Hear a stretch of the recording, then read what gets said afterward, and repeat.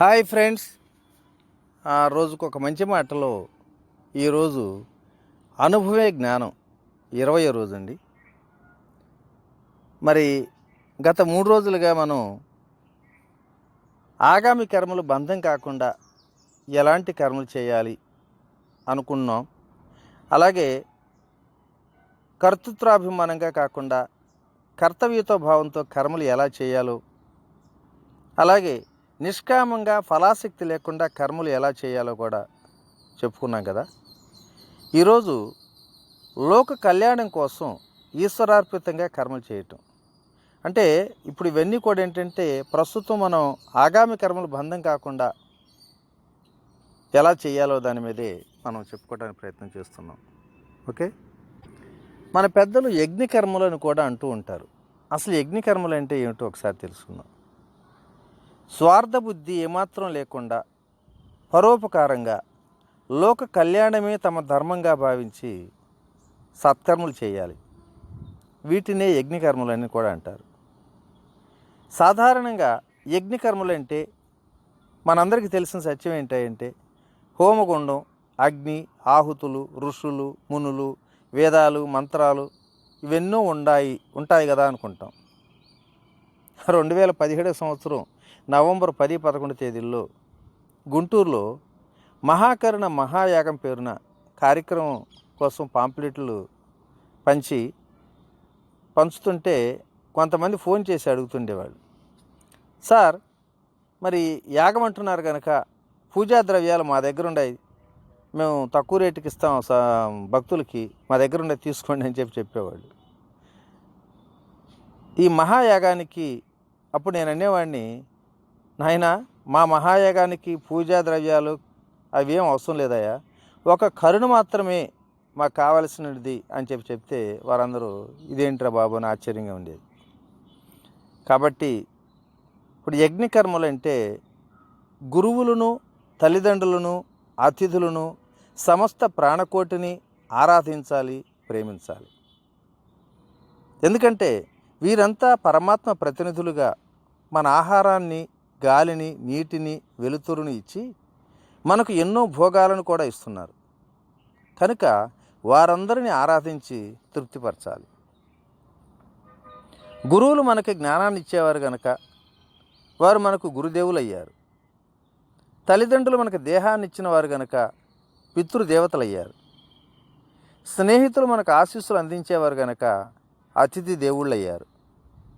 అందుకే మాతృదేవోభవ, పితృదేవోభవ, ఆచార్య దేవోభవ, అతిథి దేవోభవ అంటూ అందరినీ ఆరాధిస్తున్నాం కదా.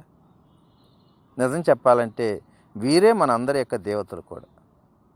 అంతేకాని దేవతలంటే ఏదో మహిమలతోనో అదృశ్యంగానో ఉంటూ ఇంద్రలోకంలోనే భోగాలు అనిపించేవాళ్ళు కాదు, అది కానే కాదండి. అలాగే మన కోరికలు తీర్చే, వరాలిచ్చే కల్పతరువులు కూడా కాదు. కనుక వీరందరినీ పూజించి, సేవించి తృప్తిపరిస్తే వారు కూడా మనకు కావలసిన ప్రేమాభిమానాలను మనకిచ్చి మనల్ని కూడా తృప్తిపరుస్తారు. ఇదే పరస్పర సహకారంతో ఒకరిని ఒకరు తృప్తిపరచుకోవటం అంటే. ఒక పుణ్యాత్ముడు ఒకసారి అన్నదానం చేయాలని సంకల్పించి అందరినీ పిలిచాడండి.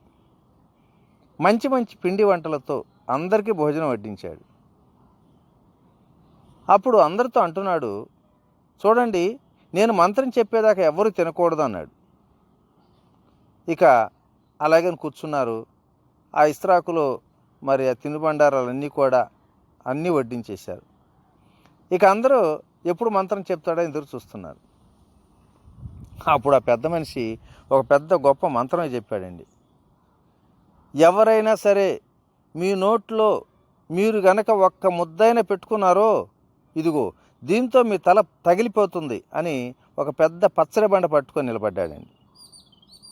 అది చూసి అందరూ కూడా విభ్రాంతులయ్యారు. కొన్ని క్షణాలు నిశ్శబ్దంగా గడిచాయి. అందరూ అయోమయంగా దిక్కులు చూస్తూనే ఉన్నారు.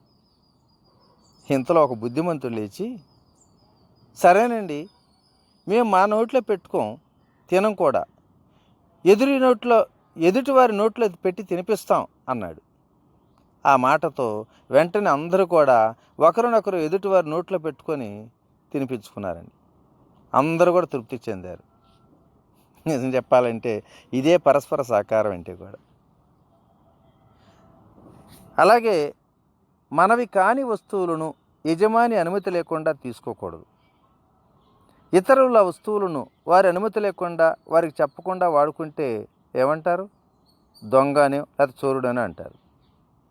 అలాగే మనం తినే తిండి, త్రాగే నీరు, పీల్చే గాలి, ధరించే వస్త్రం, పండ్లు అన్నీ పరమాత్మ ఇచ్చినవే కదా. మరి ఆయన సమర్పించాలా లేదా?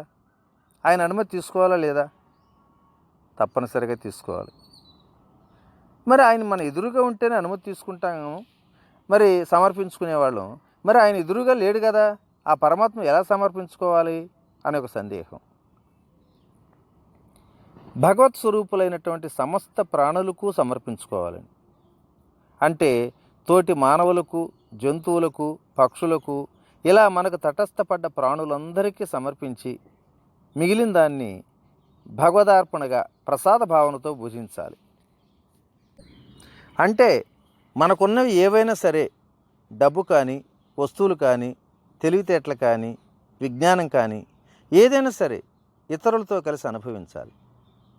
అలా కాక నువ్వు ఒక్కడివే అనుభవించాలన్నా, నీ ఒక్కడివే బాగుపడాలనుకుంటే దొంగగానే చూడబడతావు. కనుక స్వార్థపరాయణులుగా కాకుండా తోటివాడికి సహాయపడటం మన విద్యుక్త ధర్మంగా భావించాలి. మరి అలాంటి అవకాశం ఎప్పుడు వస్తుందో అని ఎదురు చూడాలి. అందుకే అమెరికా లాంటి విదేశీయులు ఏదైనా పుచ్చుకున్నప్పుడు థ్యాంక్స్ చెప్తే మన దేశంలో అయితే ఇచ్చి నమస్కరిస్తాం. ఎందుకంటే తోటివాడికి సహాయపడే అవకాశం నీ వల్లే వచ్చింది నాయన అని చెప్పి ఒక సంతృప్తితో ఆ భావంతో ఇస్తాం. ఈ లోకంలో మనం జీవిస్తున్నామంటే ఎందరెందరో సహకారాలు ఉండబట్టే కదా. మనకు కావలసిన ఆహారాన్ని ఇతరులు పండించడం వల్లనే కదా.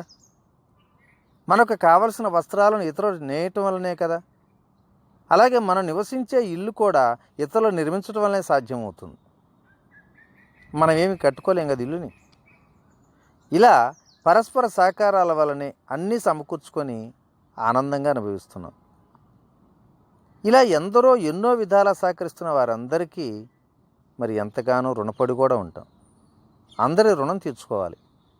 అందరి సహకారాన్ని ప్రత్యక్షంగానూ పరోక్షంగానూ పొంది ఇతరులకు పెట్టకుండా తమ బొజ్జలు నిండితే చాలని, తమ కోసం తమ కుటుంబం కోసం మాత్రమే తినేవారు పాపాన్ని తిన్నట్టేనండి. ఇతరులకు పెట్టకుండా పంచభక్ష పరమాణాలు తిన్నా అది విషంతో సమానమే. ఇతరులకు పెట్టి తాము తినదే అమృతప్రాయం అని కూడా అవుతుంది. అమ్మా భిక్షాందేహి అని గనక వచ్చాడంటే, హబ్బా వచ్చాడురా నాయన, వీడు వచ్చాడంటే అసలు వదలనే వదలడు, పీడాకారం. శని పడితే 7 ఏళ్ళు, వీడు కనుక పట్టాడనుకో 14 ఏళ్ళైనా వదలడు అంటూ ఇసుక్కుంటూ కోపంతో ఒక ముద్ద పెడితే ఇది సమర్పణ కానే కాదు. అలాగే కొంతమంది అంటారు, ఈరోజు మిగలలేదులే రేపు రా అంటారు. అంటే మనం తిన్న తర్వాత మిగిలింది పెట్టాలనే భావనే కదా. లేదా నిన్న మనం తినగా మిగిలింది ఎలాగూ పారేయాలి కదా, అదే వాడికి వేద్దామని అనుకుంటుంటారు. మరి ఇది సమర్పణ అవుతుందా? త్యాగభావంతో బాధ్యతగా భావించి ఇష్టపూర్వకంగా ప్రేమతో అందించేది మాత్రమే సమర్పణ అవుతుందండి. ఇతరులకు సమర్పించిన తర్వాత మిగిలిన దాన్నే మనం తినాలి. అదే యజ్ఞ ప్రసాదం అవుతుంది. యజ్ఞం పూర్తయిన తర్వాత ప్రసాదం పంచబడుతుంది. అలా పంచబడిన ప్రసాదం తీపైన, పులుపైన, వగరైన, చేదైన మరి ఆ భగవంతుడు, ఆ పరమాత్ముడు ప్రసాదించింది అన్న భావనతో, సమర్పణ భావంతో స్వీకరించాలి. ఓకే ఫ్రెండ్స్, మరి ఈరోజు ఈ మంచి మాటను ఎంతటితో ముగించుకుందాం. తిరిగి రేపటి రోజుని మరికొన్ని విశేషాల ద్వారా కలుసుకుందాం. ఓకేనా? Okay, thank you. ఇట్లా మీ రామిరెడ్డి, మానస సరోవరం.